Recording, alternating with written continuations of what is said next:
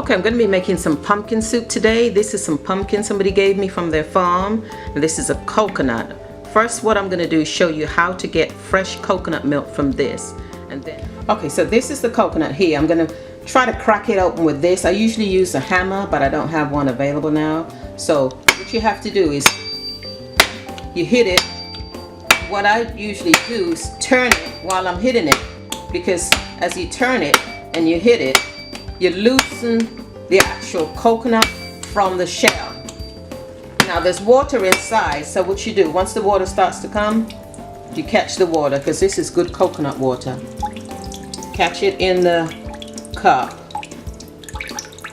Once it finishes draining out, all the water comes out, you continue to hit it until it cracks open, and that way you'll be able to get scoop the actual coconut out from the shell. Now the shell of this coconut, what some people do, I don't know how they cut it in half. They get it in half and they actually make it like a scoop.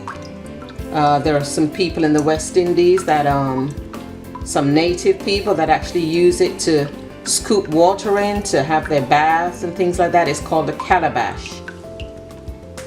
Okay, so the water's out. We're going to continue.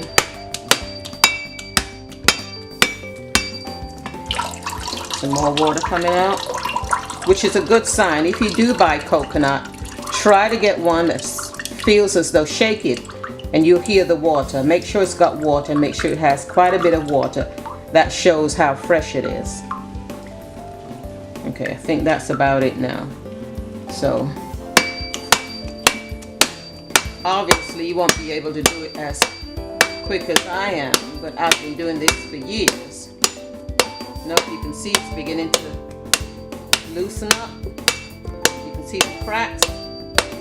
Continue to hit it, because the more you hit it, the more it'll loosen up from the shell, and it'll be easier to get it out of the shell once you finish. Okay. See? This is the coconut on the inside. I'm going to hit this just a little bit more to make it easier for me to get smaller pieces. See how the shell is coming away from the... No, that's not good. This is not good. It's supposed to be, all of it is supposed to be this color. And sometimes you do have to be careful. No, this is not a good coconut. Nope. Scrap this. We'll continue with another coconut. I can see if I can get a better one, and then we'll continue filming. Okay, so this is another coconut that I just broke open. This is how it's supposed to look. All white, no discoloration. What I'm going to do now is show you how to scoop this out from the shell, and then what we're going to do is put it in a blender. Now traditionally what people would do is grate this, but who do you think in this day and age is going to be grating coconut by hand? No, we're going to use a blender. Now the way you scoop the coconut out is you get a knife and you try to work your way behind this. It's usually better if it's broken into smaller pieces. You can scoop it out easily rather than big pieces like this, but this is how it's done. Scoop it out, and then once you've got all the coconut out, you put it in the blender, and then I'll show you the next step. Okay, so I've got the coconut out of the shell now, and what we do is we cut it up into small pieces around this size, and then we're going to put some water into the blender. This is half a pint I have here. I don't think that's going to be enough, but it's better to put a little bit and have to add rather than put too much water. Then I'm going to put the coconut in, and then I'm going to blend it.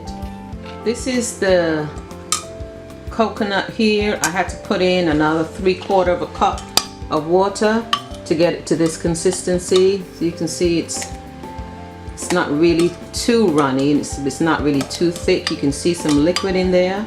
The next thing I'm going to do is to squeeze all the milk out of it, and that's what we call coconut milk.